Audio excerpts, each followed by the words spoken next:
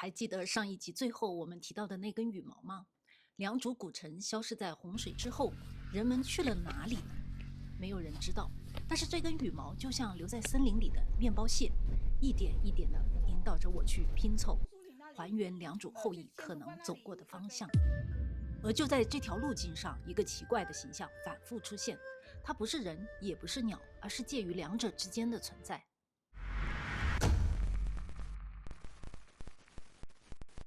师傅想问一下，那个颜真卿的那个真迹是在哪里的？现在颜真卿的真迹没有了，就是写麻姑我知道麻姑山仙仙坛记嘛，啊，对啊，没了，没了当时的时候在那下面。我现在呢在江西的麻姑山，这里相传是麻姑修道成仙的地方。沧海桑田这个成语呢，正是源自于他的传说。他亲眼见过东海3次变为桑田，却依旧保持着少女的容貌，因此呢，他被视为长寿与祝福的象征。但在早期的道教文献当中呢，麻姑还有一个极少被提及的细节。葛洪呢在《神仙传》中写道：“麻姑手似鸟爪。”那这不是民间译文，而是成体系的宗教文本记录。而在唐代的著名书法家颜真卿担任抚州刺史期间呢，还亲自登上了麻姑山，并撰写了《麻姑山仙坛记》。虽然原碑石早已不知所踪，不过呢，在后世重刻的碑文中呢，同样清楚地记录了麻姑的一个特征：手似鸟爪。麻姑的手似鸟爪，你看这里写了麻姑的手像鸟爪。蔡京心中念言，蔡京心里想，被养时得此爪以爬背，被养的时候用这种爪子来挠背，乃佳也，真的非常好。那后来的画家呢，在创作麻姑献寿图的时候呢，也会刻意用修长的指甲去暗示这一特征。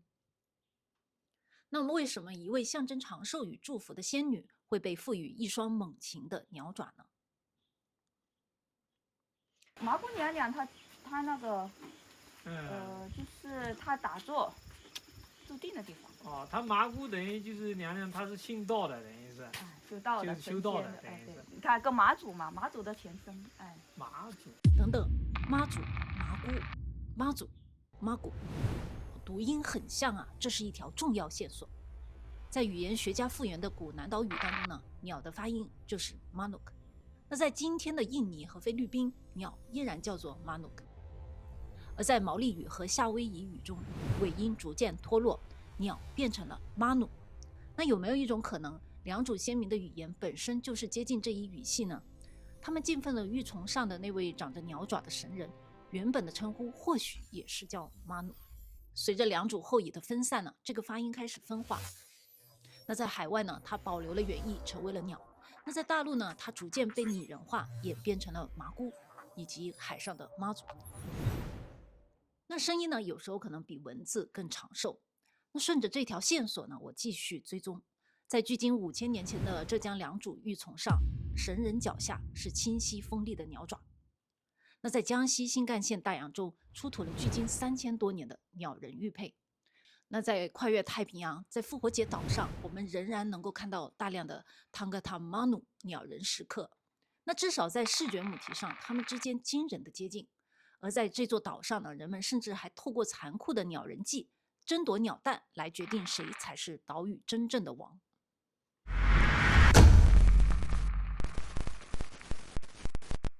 那么为什么是鸟呢？目前已知最早的大型鸟图腾出现在12000年前的土耳其哥贝克利石阵。那石柱上反复出现的秃鹫就被认为象征是带走灵魂的存在，那跟早期的天葬观念呢是密切相关的。那这并不说明文明之间呢是存在直接的联系，而是意味着呢，当人类开始思考死亡与灵魂的时候，鸟是反复被选中的。那在湖南高庙，鸟图腾的出现甚至比河姆渡的还要早。那距今7800年前的高庙文化，你会看到一个极其震撼的形象：獠牙跟凤鸟的融合。那这比河姆渡早了整整800年，而且已经出现了头戴羽冠的人形。獠牙象征掠食与威慑，而凤鸟则象征通天与神性，这是一种力量与神性的合体。那如果你仔细观察这种上古神鸟，你会发现一个共同的特征，钩状的喙，锐利的眼神，它们不是燕子，也不是麻雀，而是猛禽，是鹰与隼。那这也解开了我之前提到的谜题：日本的隼人崇拜游隼，台湾的排湾族、鲁凯族崇拜雄鹰，而且只有大头目才能佩戴雄鹰的羽毛。在西南山区呢，这种信仰依旧活着。彝族男子的天菩萨发型呢，头顶蓄发指向天空，插上一根鹰羽。这不是装饰，他是试图把自己的头变成一只鹰，来获取祖先的力量。那在最新的美剧《战球》中，也还原了南岛首领的装束。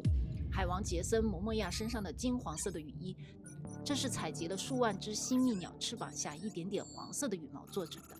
那再戴上高耸的新月形羽毛头盔，那国王就不再是凡人了。无论是哪一个地方的鸟式，核心逻辑始终都是一致的。猛禽飞得最高，是唯一能够逼近太阳、直视天空的生物。在人类最早的宇宙观中，它们是最接近神的。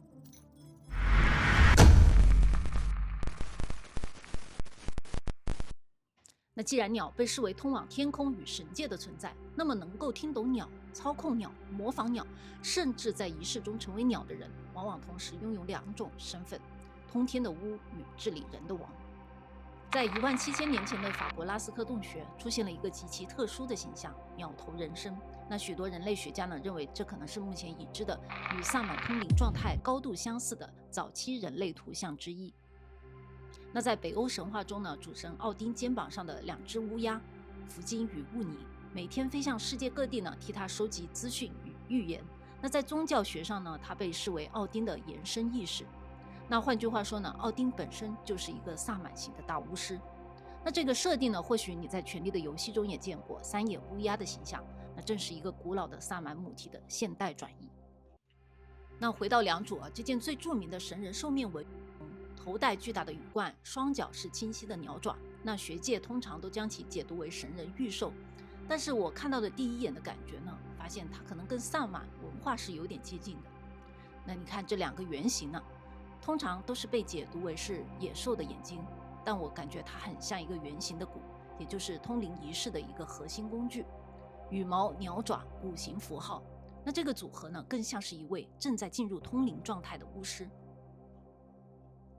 而这种仪式呢，并没有消失啊，在大兴安岭鄂温克族的萨满的神衣上，至今仍然悬挂着铜鸟，透过模仿鸟鸣进入通灵状态。那在波利尼西亚呢，祭司通过观察鸟的飞行方向来判断神意跟吉凶。在台湾的山林里呢，泰雅族勇士出征前呢，必须先听秀眼画眉的叫声，鸟叫的好听才能出发，鸟叫的嘶哑呢，就必须回家。跨越万里，在纽西兰的毛利部落，人们对一种叫做扇尾翁的小鸟也抱着同样的敬畏。那如果它飞进屋里呢，那就是祖灵在发出死亡的警告。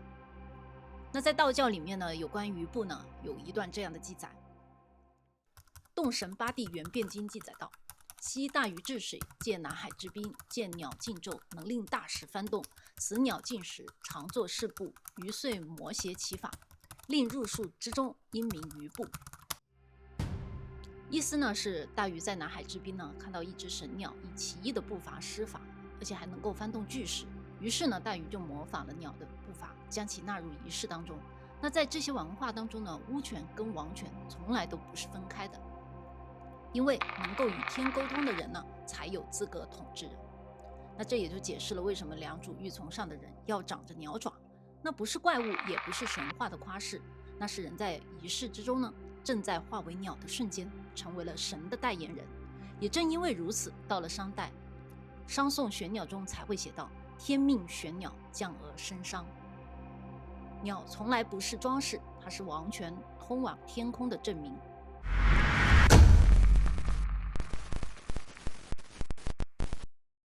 不知道从什么时候开始呢，化身为鸟不再是王或者巫的专利了，它逐渐变成普通人也能够通过某种技术与修行抵达的状态。《吕氏春秋》记载呢，南至交趾，与人裸民之处，不死之乡。那是在战国人的想象当中呢，南方也就是百越之地，正是羽人国的故乡。而屈原在《远游》当中也写道：人与人与丹丘兮，留不死之旧乡。那对修道者而言呢，终极目标从来不只是延长寿命，而是生生与义，化为羽人，飞升成仙。那于是呢，一个观念逐渐成型，在南方必然存在能够成仙的灵丹妙药，也存在通往天界的秘法。东晋时期呢，出生于五岳之地的葛洪呢，出身江南士族，但他并不热衷于仕途，一生真正感兴趣的呢，就是寻仙问药修道。年轻的时候呢，他曾北上寻找失传的经书，却正逢八王之乱，亲眼见证了北方的战乱与杀戮。那这段经历呢，反而让他更加坚定前往南方修道的决心。当葛洪抵达江西南城的麻姑山时，他发现这里矿产丰富，神功泉水质纯净，极其适合炼丹。更重要的是，这片山林之中呢，还流传着大量关于神仙、羽人还有成仙的故事。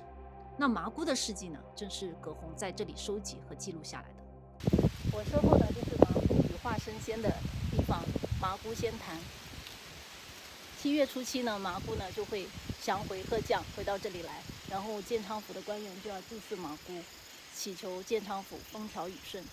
也正因为葛洪留下的记载呢，我才得以展开这一整个系列的寻踪。